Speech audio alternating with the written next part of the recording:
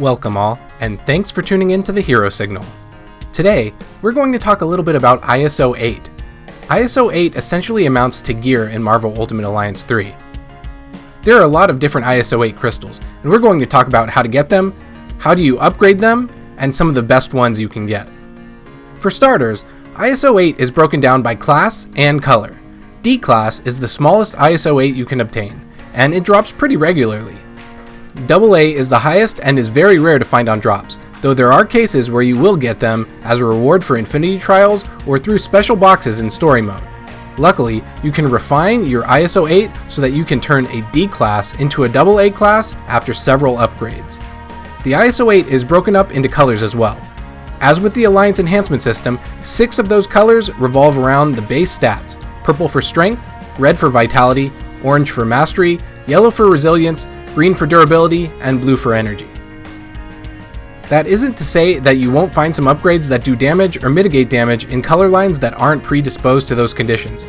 For example, red ISO-8 represents vitality, but I've also found some red ISO crystals that increase your extreme damage by a percentage while your health is over a certain amount. The other 2 crystal types are rainbow, which combines multiple crystal types in one, making them some of the most rare and powerful crystals you can find, and the white crystals, which primarily focus on catch-all buffs that don't conform to stat standards. Examples of this are increase the rate of credit drops or increase the rate of which rare ISO-8 drops.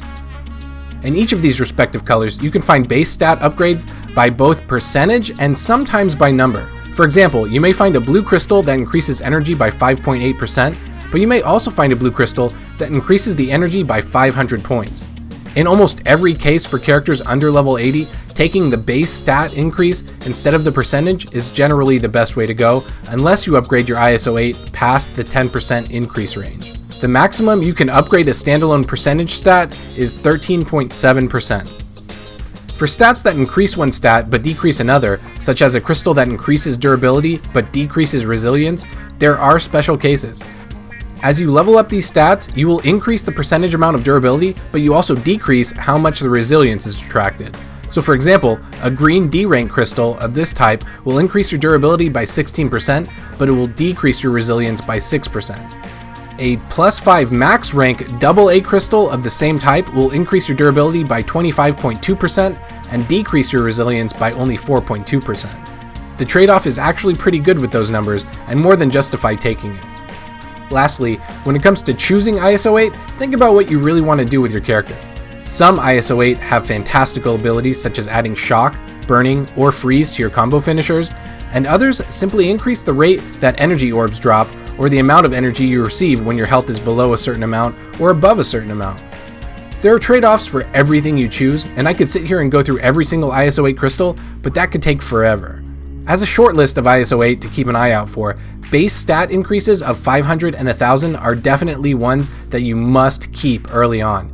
You can't destroy them anyway, but they are very rare and great for low-level characters that need a quick stat boost. Next, for defensive players, the increase of stats by a double-digit percentage while decreasing the other defensive stat by a single-digit percentage is certainly a must. You can get nearly 25% of your stats at a very small expense of another. Ultimately, the amount will be mitigated by alliance enhancements later on, or find a good rainbow crystal to mitigate the damage percentage if it really bothers you. For offensive players, it's a little bit different.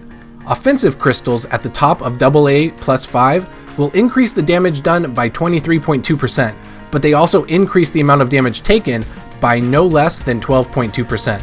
Notice that the crystal does not increase your actual character stats on the stats page.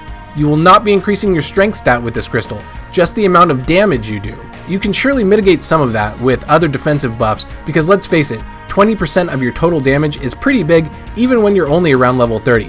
For some characters, this could be a major boon, and it's a crystal that I personally slot, but players may want to proceed with caution as even an extra 10% damage can be a life or death decision, and if you're slotting base stats instead, you don't want to take away too much of your base stat increases in favor of 20% damage.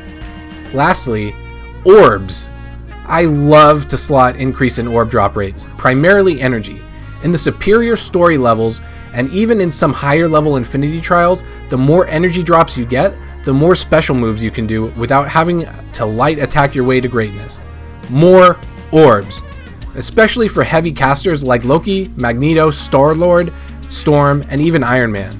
Couple it with increasing energy regen above 70% health and increase energy regen under 30% health, and you have a character that can cast quickly, almost indefinitely. Now that you know the basics of what the crystals are and which ones you may want to slot, let's talk about how to upgrade them. It's actually pretty easy. Simply head on over to the lab, select the crystals you want to upgrade it to the amount you wish, hopefully all the way to 5, then it will ask you to tribute anywhere from 1 to 6 crystals to upgrade it. Select the crystals you want by pressing Y. Once you have the crystal highlighted, press the A button, and you've just upgraded your crystal to 5. Now, if this is any crystal under AA and it is already plus 5, go back to this and select it again. This will allow you to rank up your crystal to the next tier. That means if it's a D crystal, you can upgrade it to C, if it's C, up to B, and so on. You can take your favorite C crystal all the way up to AA if you have enough ISO-8 fragments, credits, and tribute shards. Keep in mind when tributing shards, if you're upgrading to plus 5, it's going to ask you to tribute shards from the class before. When upgrading classes, it's going to ask you to tribute shards from the same class. For example, if you have a B class and want to bring it to class A, you first have to upgrade it to B plus 5, which will require C crystals to do it. Once that is done, you then perform a class upgrade from B plus 5 to A, which will require you tribute B class shards. Finally, where do you get ISO-8? You get it everywhere! Once it starts dropping, it won't stop, but if you want to get a ton of it really quickly, head over to my fast leveling guide and you'll have more shards than you'll know what to do with. Otherwise, spend some time toying around in the Infinity Trials, especially the post-30 Rush Trials for guaranteed ISO-8 drops. And that is the basics and then some of ISO-8. If you have any questions, or you know of some particularly rare ISO shards that you want to chat about, leave messages in the comments. Thanks a bunch for tuning into the Hero Signal, and I'll see you next time.